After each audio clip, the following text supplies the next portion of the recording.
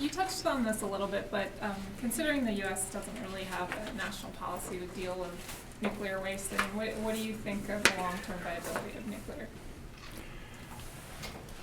I don't think there's any question that we have to include nuclear power as part of our inventory of assets when it comes to long-term solutions to our energy problems.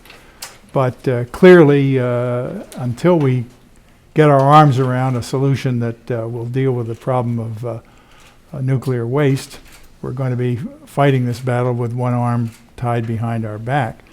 As you know, the Congress and others identified a site in Nevada which was not acceptable to the majority leader in the Senate, his state, and therefore there's been no funding, no expenditures, no effort being made on the Yucca Mountain site, which was originally chosen by the Congress. And it's in the courts, and the courts have said that the administration has acted improperly in failing to go forward with this, the congressional direction. So we'll see what happens. I don't know. You're right, it does play a very important part in determining whether we're going to have a future as a country that can take advantage of our resources in the nuclear area. 35 years later, why important to still talk about the incident that happened here? Why is it something that needs to be discussed in your eyes? Well, we learn from our experiences, whether they're individual or collective. And this is an example, I think, of where people can look at the collective experience of those people who were in government, out of government, of the scientific community, lay people, because the next time we're going to have a challenge. It's not going to be like 3 Mile Island. As I said, the first and most important lesson for anyone in government to learn from an experience like this is to expect the unexpected, and then you'll be equipped to handle anything that comes down the pike. And I think a lot of the things that have been brought by people who are here today, experts and experienced people in the field, incrementally they make a big difference in our capability to respond to these types of things. What do you think the largest impact we still feel today, in terms of maybe even Of the regulation, or as far as the incident that happened, as far as maybe the trickle to this day, as far as impacts, be it area, federal regulations? What do you kind of see as I think there are probably 3 areas that command our attention nowadays. First is the solution to the nuclear waste problem, which has been compounded by the administration's unwillingness to follow the law passed by the Congress. Second is the need to apply the lessons learned from previous experiences of the type that I mentioned during my remarks here today. And thirdly is to assert and assume our worldwide leadership in this area, because nuclear energy was first invented here in Pennsylvania, in Pittsburgh. And all of the developments, both in the Navy and in weaponry that have followed, depended upon our Pennsylvania ingenuity. The current decommissioning plan calls for the site to be fully cleaned up and restored by 2054. That's 75 years after the accident. Are you surprised that it's dragging on this long? I don't know enough to be surprised or not surprised. All I would say, get it done. It calls for the waste, though, to be entombed at the site, which is in an island in the middle of the Susquehanna River and drains into the Chesapeake. Well, do you think that's, I mean, as we talked about, there's nowhere to take the waste. Any plan that puts people at risk and puts their health in harm's way ought to require very careful scrutiny. I'm not intimately familiar with the current status of the proceedings with regard to TMI, but in general, my sense of the need for extraordinary care and determining the facts and making the decisions it carries over in spades when you're talking about something that has a profound effect upon life and health in the area. So you think it's probably wrong to keep it on the site as a general? I can't make that judgment. I don't have the technical expertise, but there are a lot of people out there trying to deal with this problem, and sometimes they succeed, sometimes they fail, but isn't that the way with all of us? So. Governor, were there heroes and were there villains in this? Oh, the heroes clearly were Harold Denton and his colleagues. He because they had the ability, they not only understood the technology, they had the ability to communicate it in plain English to people like myself who have no background in nuclear technology. So he stands head and shoulders in my mind. And I would give President Carter some credit as well, because he didn't have to come up here and give the kind of reassurance that was inherent in his presence here, but he was here. I was grateful for that.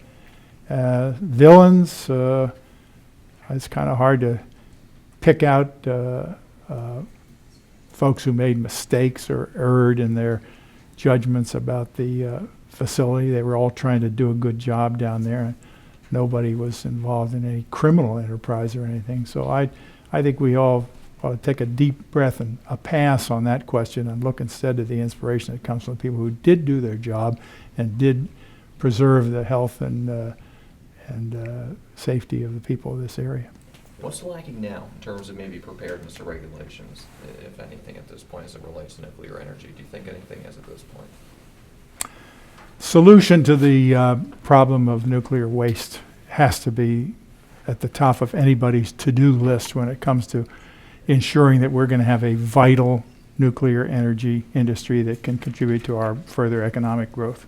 No question about that. You think Yucca Mountain's the right place for waste? I don't want to, those are policy decisions. The Congress thought it would. That's the important thing. Congress passed legislation that said that Yucca Mountain was a suitable site, and the administration simply chose not to fund it. So that's... Somewhere. Put it somewhere. Going back 35 years ago, you were a new governor, you said you were focused on the budget. What was it like to get that phone call at 7:50 in the morning? Chilling. The fact that somebody felt they needed to disturb my political efforts at the breakfast for Democratic legislators at the governor's residence raised it pretty high on my chart of concerns. And but once again, I mean, I have to emphasize how much it takes to bring together the resources and get the points of view, accurate points of view and assessment of what's going on before you're ready to act. I mean, most of the criticism that we took during this event related to a reluctance to act or a failure to act, for very good reason.